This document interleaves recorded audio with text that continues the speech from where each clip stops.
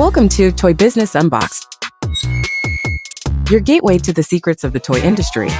Here, Jason Shea, a toy entrepreneur and expert in the field. Every product we develop is really inspired by some of the real life experience that we have with our son. 60% of all toys last year were sold on Amazon, which is incredible. Be passionate about it because it's a road, it's a journey. Like when you have an idea that you think is like gonna somewhat like change the world, make things better, I'd say go for it. We'll guide you through the enchanting world of toy design, marketing, and manufacturing. Now let the unboxing begin. Welcome back to another episode of Toy Business Unboxed podcast. Today, we're joined by Steve and Tessa, the mind behind TaijiToy, a unique 3D takes on the ancient Yin and Yang symbol. What started out with a sketch in the college notebook has transformed into a multicolored collection of interlocking characters that really invited free play, imagination, and skill building. So thank you again for being on our podcast today, Steve. You're welcome. Thank you all very much for having us. So can you first kind of share with our audience, like what was the story behind the companies? Like what kind of bring everything together and for you to create the current product that you guys have?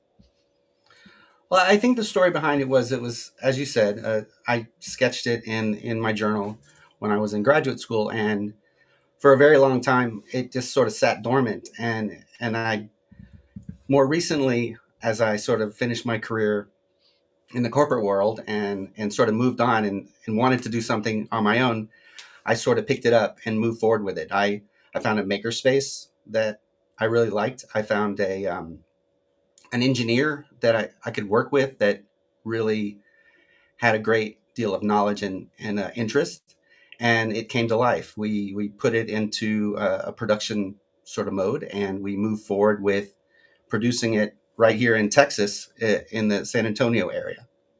Mm-hmm. Okay, and how long does the process took you from the concept to the actual physical product? Well, the concept was, almost 30 years ago. So, as far as the development of the toy, I sketched it on a board at a makerspace pre-COVID. In 2019, and more recently in the last 2 years was able to sort of prototype it with the help of the folks at the makerspace, as well as put it in production. It took about 10 months, a good solid 10 months to produce it in a manufacturing facility in an injection molding process. And so that took about 8 rounds of testing. We worked with resources offshore and made it happen. I see. And I know you also have some actual product with you. For those of our listeners that want to see it, if you can also show how it actually look like and how does it actually work, if you can take one of the pieces. Okay. So essentially the TaijiToy is 2 halves. If you think about like a Yin-Yang, that's kind of the design that we're going for. And as you can see, the 2 halves are symmetrical. So they fit together just like that. Okay, yeah, and can you also explain the design and the reason for the hole on the product itself as well? That's the hole sort of represents that the black dot in the white side, or the white dot in the black side, which I think is classic. But in our case, there's the idea that it could be empty as well, and so it invites the person sort of to look inside and see that there's something more than just a sphere. It actually has 2 parts, 2 hemispheres that we say, and it fits together like a glove, so to speak. And the thing that to me that the manufacturers did that I thought was super cool is that they were able to take something that the mold only makes one piece of and ultimately form a unit that is totally different. But also, I think she has some examples of, they come in 14 colors, and as such, I mean, there's so many. There's 91 combinations that you can make up. So it really helps people find the color combinations that really resonate for them. I see. Okay. And because we have the ball-like form and shape, what other? I think there's also additional like skill you can also help kids to like maybe perform or help with their fine motor skills. And can you also talk about some of the benefit behind the product when you're designing it? Sure. You want to talk about that? Well, the idea of it being a ball in general offers open play so many opportunities for children. I mean, just here at the Taekwondo school, I gave them the box of TaijiToys and I didn't give them any instructions. And they came up with countless amounts of games. I mean, let alone the social realm where they can create and share and discover. The idea of open play offers so many opportunities for everybody, all ages. And I'll add to that. Like, we're not experts in toy play and open play and free play, but what we found is as we talk to the customers and the parents and the different folks that sort of find it fascinating, rather than looking at it from an adult perspective, like a desk toy, and along those lines, we found that children know exactly what to do with it. They don't have to ask what it is. They don't have to do anything beyond just pick it up, combine it, play with it, and make up games with it. So we found that, like, rather than sitting on a screen, which is the concern that many parents have, they're playing actively and they're playing together and they're socially engaged. And there's different styles of play. For example, they can play games with them, Mhm. and they can compete and collaborate, but also they can coordinate and they can come up with combinations that they like and enjoy it at a different level. So Mhm. the toy's kind of very undefined, and as such, they can find many different ways to enjoy playing with it. I see. And can you also offer some of the unexpected example of different way that the kids has been playing with your product? Yeah. So, for example, we have camp days when they don't have schools. We have a lot of time to play games. Mhm. And I gave the box to a group of kiddos between the ages of 6 and 10. And I Okay. told them to come up with a game. And then Yeah. we would all try to play the game to see which one they like. And the one that stuck was this game that they named Taji Corral. We Okay. have these we have these benches where we line them up and make like a basically like a corral, like a big area where the Okay. balls can't go loose. And Yeah. everybody will create a Taji toy that they like. They'll pick a color combination that kind of resonates with them. Yeah. And then they'll sit in that corral and all the kids at once will roll the balls at each other in a very, I don't want to say aggressive manner, but they put some oomph into it. And when the Yeah. balls hit each other and they Yeah. explode, the last ball standing is the one that wins. And Oh, it interesting. makes this Okay. really fun noise that the Yeah. kids love. Now the Hmm. instructors love the kind of free play option, the open-minded option. Now the Hmm. noise, maybe not so much. Okay, that's an interesting way to also use the product as well, and I think that's also make it a lot more interactive by like Absolutely, playing yeah. it as a group. And you talk about like free play earlier, and from your perspective, and can you also talk about your background in like the reason why you're in the studio today as well for our Yeah, audience that absolutely. doesn't know? Yeah. Mhm. Well, I started martial arts at a young age, and when we moved, we're from Ohio, so when we moved to Texas, I found this Taekwondo school. My mom found it, and we fell in love. And Mhm. from there, I competed a lot, and I went to states and nationals, and Mhm. placed nationally and regionally and stuff like that. Mhm. And when I injured my knee, now when I got injured, I took a Oh, step back and I started teaching, I see. and Okay. that was maybe 6 years ago. And so from there, it's expanded so much, and I found this love and passion for teaching and children, I and see. that's why I'm here today. I see. Okay. Thank you so much for sharing that as well. And I also want to kind of do a follow up on the discussion we're having about like free play. And I think especially the type of free play that involve motion. And from Mhm. your perspective, why do you think it is very important for the kids today to have those free play that you mentioned earlier? Oh, I mean, we've kind of come into this technological era. I think Hmm. it's become a trend for children to, be on iPads. And we know the term iPad kid, and Typically, it's Mm, not a nice term. It's a term that's used for children who have low social skills and kids who can't communicate how they're feeling because they're used to just playing on an iPad. And mm, so, this idea of free play and social constructs are really important, especially when we realize that these children, I mean, some of them now, like Steve mentioned, I mean, they went through COVID, and so they didn't have that strong social bond from a young age. And mm, so, offering a game like Taji, where there are no barriers, where they can kind of expand on what they like or things that mm, they resonate with is extremely important, especially when we talk about the physicality of children and teaching mm. them that games where you run around and work are fun and are beneficial. I see. Thank you for sharing that. And what are some of the feedback you have been getting from the parents and maybe some of the teachers for some of the retailers that you can also share? Well, as far as the instructors, we love the game. We think it's Mhm. awesome. But the biggest constraint for us is that noise. I mean, they're loud. I'm going to dump them and you can kind of hear what it sounds like when they hit each other. Oh, I okay. mean, Yeah, yeah. it's a strong toy. They're not going to break. And so when they hit the ground, they have that groundbreaking noise.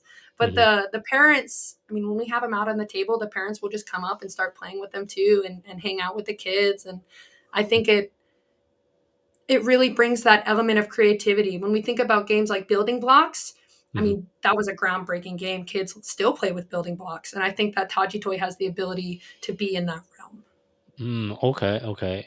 That is very interesting as well. And I know you mentioned about I think Steve mentioned about the mix and match combination. And you talk about different colors. Besides color, what other different type of combination that you also does your product also offer? So I think on two different levels, there's duality, right, where you're Mm, combining two different colors. There's also what I would say is sort of a monoculture of sorts, which is black on black or white on white, mhm, and those are another combination. Beyond that, I think there's the add-on around. We have collections where we actually stylize them mhm. to different themes that many people enjoy Okay. connecting with. So, for example, the zodiacs, both the East and West, the Mhm, Chinese zodiac, so to speak, for example, as well as the Chinese dragons. The dragons, there's traditional cultural themes around dragons, and mhm, they have meaning too. And so beyond that, there's all kinds of combinations that you can make, overall with color combinations and those themes. But generally mhm. speaking, that's what I can share with you at this time. I see. Thank you for sharing that. And Sure. have you been also working with some school on getting the hand to some teachers at different school setting so far? Yeah, actually, we work with a number of different maker spaces.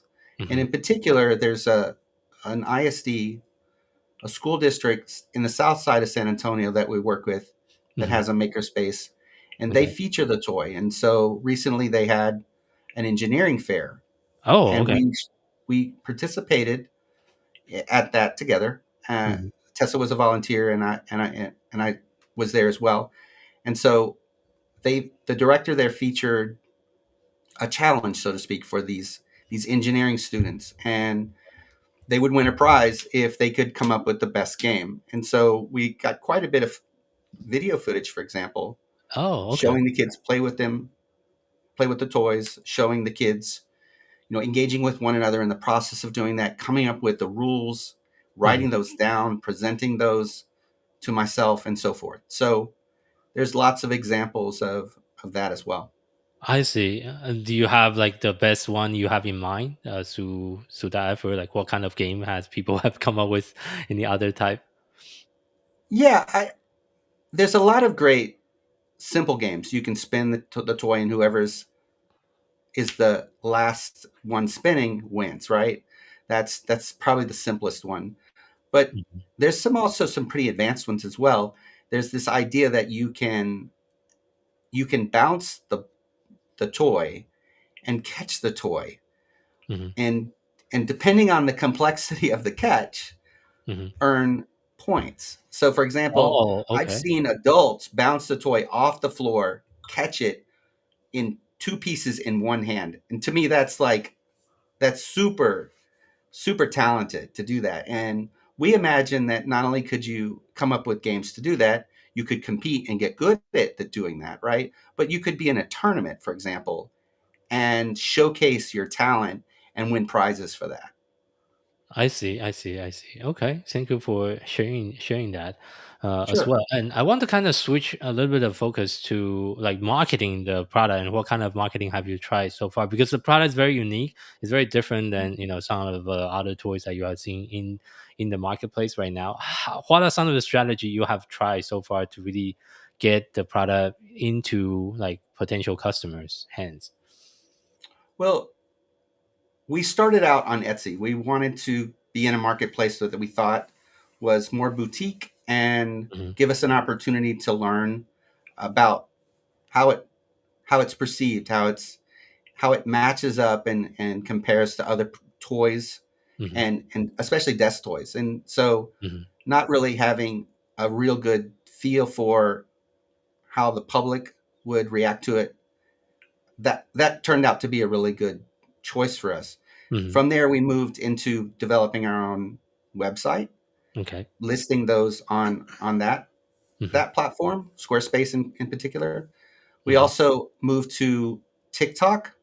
Hmm. There was some challenges there, in the past few months, and also working forward to being on bigger platforms. The plan is to be on Amazon, for example. I see. I see. Thank you for sharing that. And Sure. on the TikTok side, definitely TikTok is also a really a growing platform. And have you tried a lot of the influencer marketing for the brand so far as well? Yeah, actually, we're we're we're looking at individuals that can help us do that. Hmm. We're more fundamentally, we're trying to build our social media, Hmm. perspective and for example, working with Instagram and Facebook. Hmm. So we're still dialing in exactly what our segment is. We're still early on. We just began at the beginning of this year, and Hmm. so the the idea is influencers certainly could receive the toy, play with the toy, show Hmm. us how the toy can be played with, Yeah. and there are companies out there that actually aggregate that, provide a tool for us to use, an app Hmm. that we could go and search for those influencers that I think are best tailored for us, that have the Hmm. largest followings, and we could engage them, to go forward with those kind of approaches as well. Yeah. Yeah. Yeah. And back to the product a little bit because it is a ball shaped product, and I think there's a lot of different game that's also involved with a ball concept. But I think the material you use is a little bit different than most of the other type of ball games. But I believe a Yeah. lot of ball game also usually involve like reaction time, teamwork, and coordination. How does the Taiji toys tap into some of the elements when because of the ball shape? Yeah, let me talk about that a little bit, and then I think Tessa can make chime in as well. So it's made out of polycarbonate, so it's really tough, right, and durable.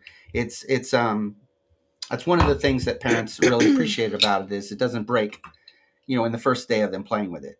But it's also it'll last a long time. We anticipate it lasting for years potentially, right? And also this idea of sort of the ball is a point of focus in a game, so kind of like soccer and you know those are the most popular games in the world. It makes for a very predictable experience. Balls tend to roll and go in this where you would expect them to go, and as such, they really are engaging and they help kids with hand-eye coordination, with Mhm, flexibility and strength as they play with one another, mhm, and their social skills specifically. And so, learning how to win and lose, a lot of those principles that come from more advanced play. mhm. So, I mean, those are some of the things I can just touch on right at the top, but the toy definitely has the potential to do that and does that when in gameplay. Okay. Thank you for sharing that as well. And I know the whole brand and the whole concept of the toys is really involved around the concept of yin and yang. And can you also talk Yeah. about a little bit about why do you decide to choose that theme, and how does that connected um, with the customer that will be also using, and the kids that will be using the product? So I think that represents balance and interconnectedness and some of the things that resonate for kids inherently, but they don't maybe think about them in a more literal way. I think, for example, when we talk to them, we say it's about balance, it's about interconnectedness, it's interrelated, right? And they're like, sure, Mhm. sure, whatever that means, right? But I think when you bring it more closely to them and you say things like, it's like night and day. Mhm. It's the duality themes that come up with, good and bad. And Mhm. there's the idea of male and female. Mhm. It really kind of opens up their mind and a little bit to the degree that they're holding that toy in their hand, right? It's three Mhm. dimensional. It's Yeah. material. It's something they can play with. It serves as a mnemonic in that regard, Mhm. right?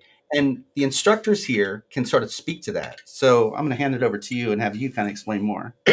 I mean, the shape, the ball, I mean, it allows for the player to create any type of game, as we've discussed. And I mean, these games that you can match them, you can roll them, you could throw them, you can catch them, you can build on them. And those categories can be put towards and tweaked to any age category. So, I mean, I've given these to 4-year-olds and 5-year-olds, and I've seen adults play with them, like we've talked about. This Mhm. type of play not only allows for the physical growth, but also the physiological growth of people of all ages. And I think Mhm. that really ties into the idea and the concept for the toy.